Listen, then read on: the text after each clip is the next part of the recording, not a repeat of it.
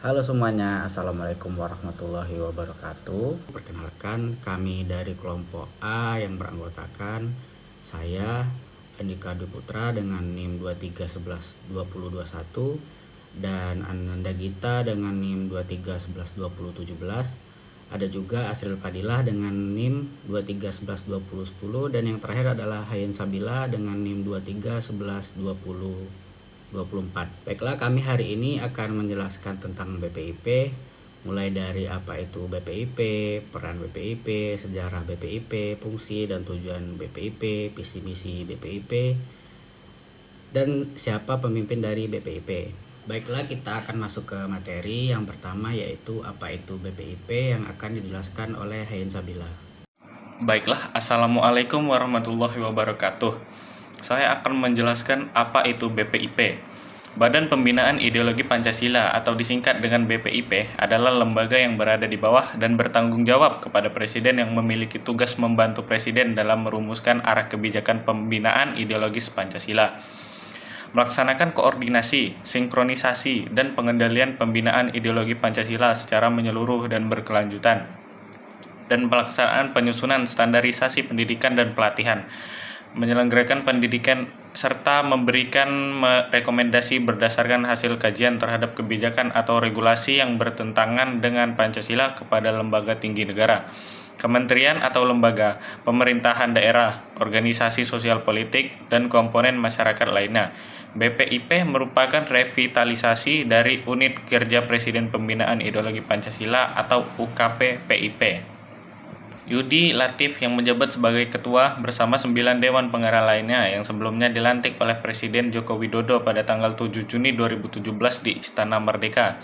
Dengan adanya revitalisasi tersebut, rencananya mereka akan dilantik kembali pada tanggal 22 Maret 2018. Namun pelantikan tersebut batal dilakukan setelah Ketua BPIP beserta jajarannya menghadapi Presiden dan menyatakan tidak perlu lagi dilantik karena lembaga ini hanya berubah secara nomenklatur.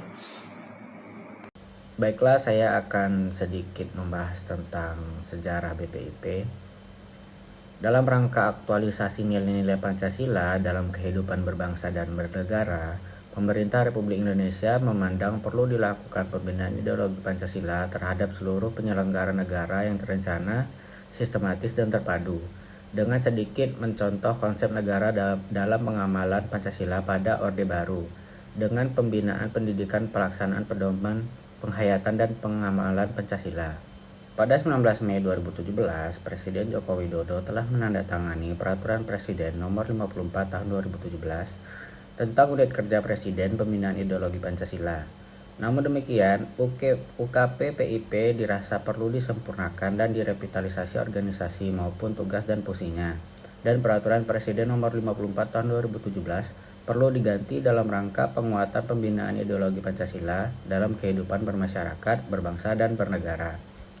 Atas dasar pertimbangan tersebut, pada tanggal 28 Februari 2018, Presiden Joko Widodo menandatangani Peraturan Presiden Nomor 7 Tahun 2018 tentang Badan Pembinaan Ideologi Pancasila. Dengan revitalisasi dari bentuk unit kerja menjadi bentuk badan, diharapkan BPIP akan tetap existing walaupun pemerintahannya terus berganti. Dengan adanya Peraturan Presiden Nomor 7 Tahun 2018, maka Peraturan Presiden Nomor 54 Tahun 2017 dicabut dan dinyatakan tidak berlaku. Baiklah, materi selanjutnya akan dilanjutkan oleh Asril. Visi dan misi BPIP. Visi BPIP yaitu Badan Pembinaan Ideologi Pancasila yang adil, profesional, inovatif, berintegritas dalam pelayanan kepada Presiden dan Wakil Presiden di bidang pembinaan ideologi Pancasila untuk mewujudkan visi dan misi Presiden dan Wakil Presiden. Indonesia maju yang berdaulat, mandiri, dan berkepentingan berdasarkan gotong royong. Adapun misi BPIP yaitu BPIP mewujudkan misi Presiden dan Wakil Presiden dengan melaksanakan tugas dan fungsi pembinaan ideologi Pancasila sehingga nilai-nilai Pancasila terkulturasikan dalam setiap kebijakan dan peraturan perundang-undangan serta praktik kehidupan bermasyarakat, berbangsa, dan bernegara. Adapun peran-peran BPIP yaitu memiliki beberapa peran penting dalam pengembangan tugasnya untuk membina dan memperkuat ideologi Pancasila di Indonesia. Berikut adalah beberapa peran utama BPIP, yaitu peran pertama yaitu pembinaan pengembangan ideologi Pancasila. BPIP bertugas mengembangkan dan membina pemahaman serta penerapan nilai-nilai Pancasila di berbagai lapisan masyarakat. Hal ini termaksud penyusunan materi pembelajaran, sosialisasi, dan kegiatan edukatif lainnya. Adapun tugas yang kedua yaitu koordinasi kebijakan.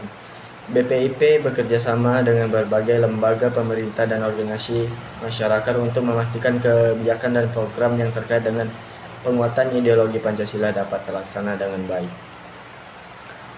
Adapun tugas yang nomor 3 yaitu pengkajian dan penelitian.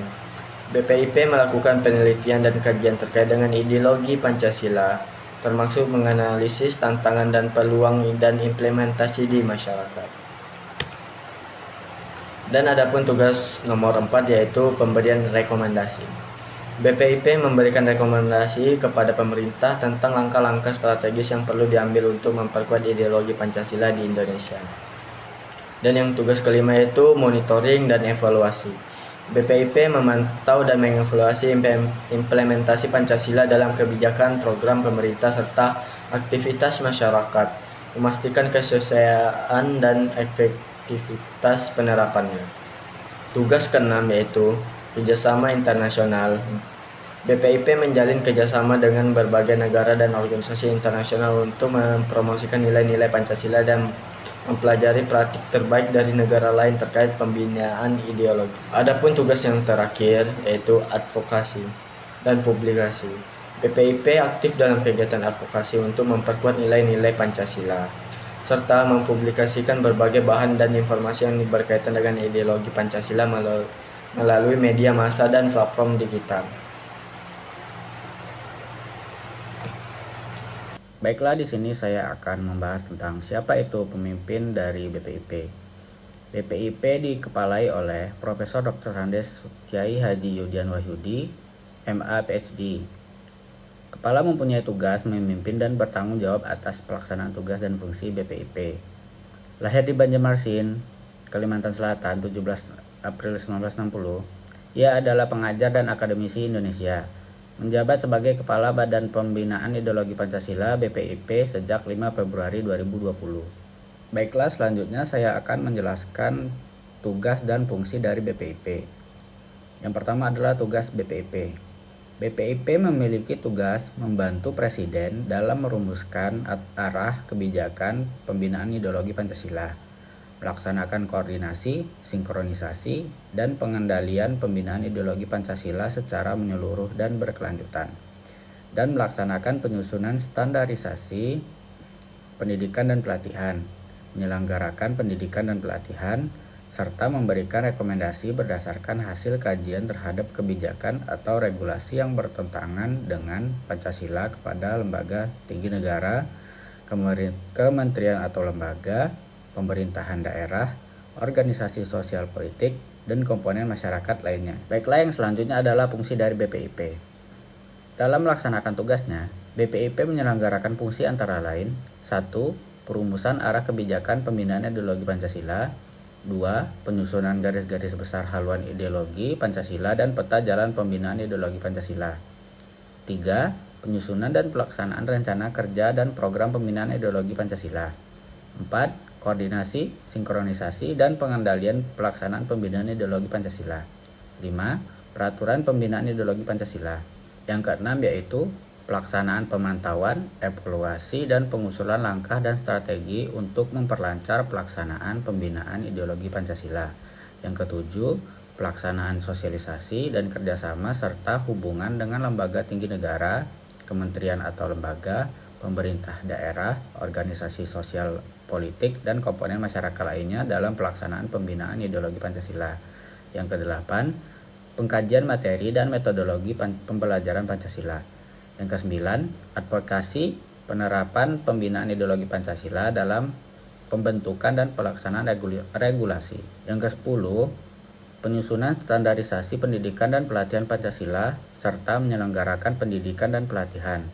Dan yang terakhir adalah perumusan dan penyampaian rekomendasi kebijakan atau regulasi yang bertentangan dengan Pancasila. Assalamualaikum warahmatullahi wabarakatuh. Saya Nanda Gita Aprilianto, NIM saya 2311-2017. Di sini saya akan melanjutkan presentasi teman saya yaitu Andika Dwi Putra. Susunan organisasi BPIP. 1. Dewan Pengarah yang terdiri atas ketua dan anggota. Dewan Pengarah paling banyak berjumlah 11 orang yang terdiri atas unsur tokoh kenegaraan, tokoh agama, dan tokoh masyarakat. Tokoh Purnawirawan Tentara Nasional Indonesia atau Kepolisian Negara Republik Indonesia, pensiunan pegawai negeri sipil, dan akademikus. Dewan Pengarah mempunyai tugas memberikan arahan kepada pelaksana terkaitan arahan kebijakan pembinaan ideologi Pancasila. 2. Pelaksanaan yang terdiri atas kepala, wakil kepala, sekretariat utama, deputi, bidang hubungan antar lembaga, sosialisasi, komunikasi, dan jaringan, deputi bidang hukum, advokasi, dan pengawasan regulasi, deputi bidang pengajian dan materi, deputi bidang pendidikan dan pelatihan, serta deputi bidang pengendalian dan evaluasi.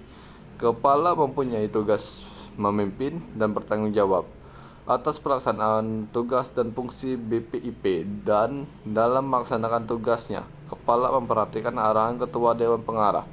Terima kasih atas perhatian dan waktu yang diberikan selama presentasi ini.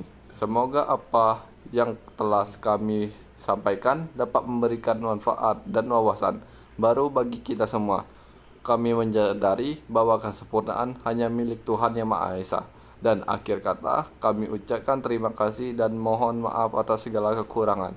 Wassalamualaikum warahmatullahi wabarakatuh.